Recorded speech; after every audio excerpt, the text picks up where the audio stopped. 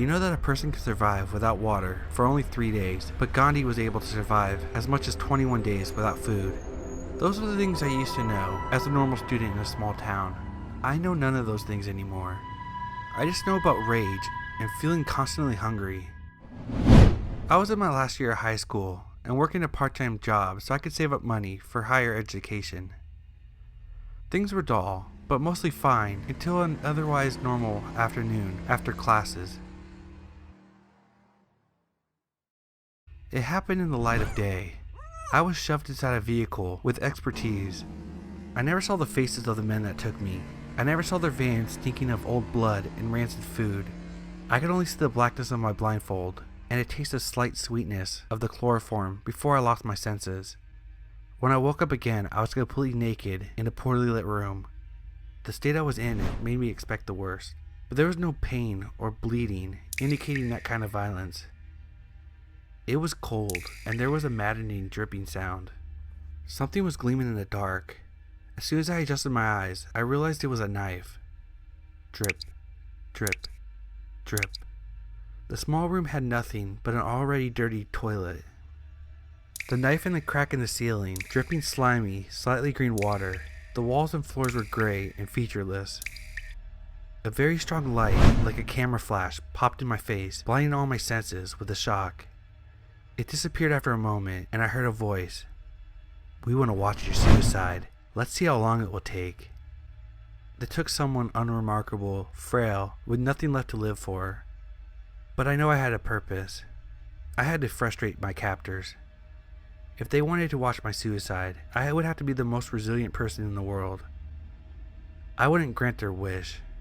Back then, I didn't know I was being watched by a bunch of sick, twisted people who kept up with the daily misery in the comfort of their own homes and their anonymousness. I slept on the cold, hard floor. Food never came. The only source of water was the murky leak in the ceiling. I drank it, humiliated. It tasted worse than shit, and I would know that since I fed on my own waste during the first few days.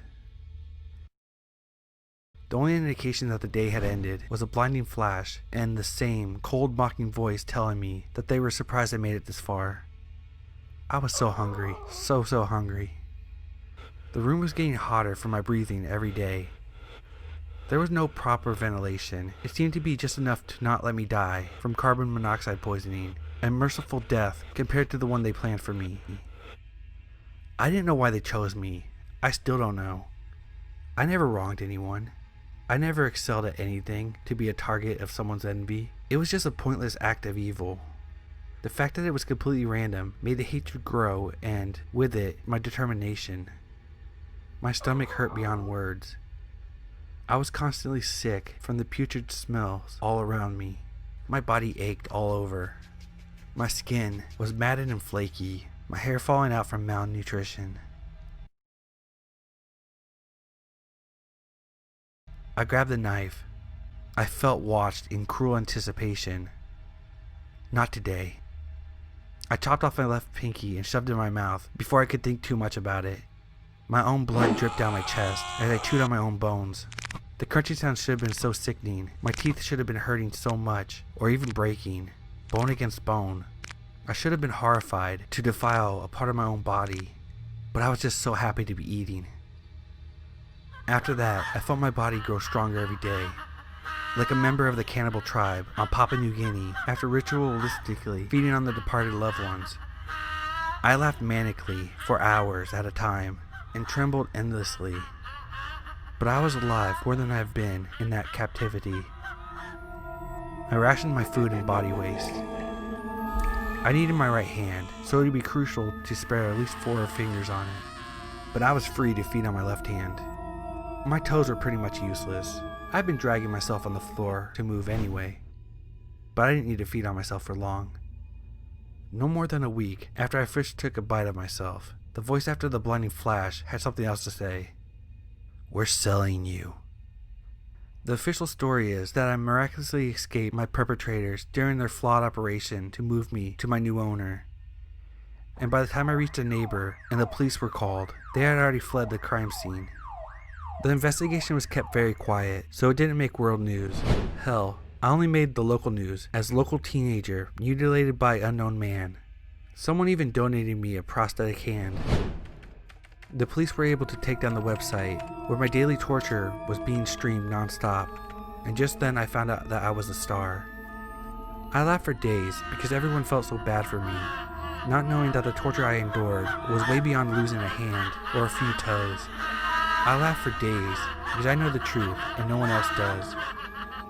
I know how. Right when they opened the door to my prison, my body felt like it was possessed by a bestial creature, and before I know it, I used my superhuman strength to crush the bones of 5 men all at once. Then I ate their flesh, corpse as well. I even licked the leftover blood from the walls before I opened the doors and headed to the closest house, dragging my bad foot. In that moment, I felt like I was the co-pilot of my body. The wheelsman was a voice screaming, "Kill and devour." I could have never escaped if something hadn't taken a hold of me. I'm not strong or even fast. I'd do anything to spend the rest of my life quietly, having my body, mind, and soul heal and recover from a devastating trauma. The problem is that eating raw flesh of my captors was the most pleasant experience I've ever had in my life.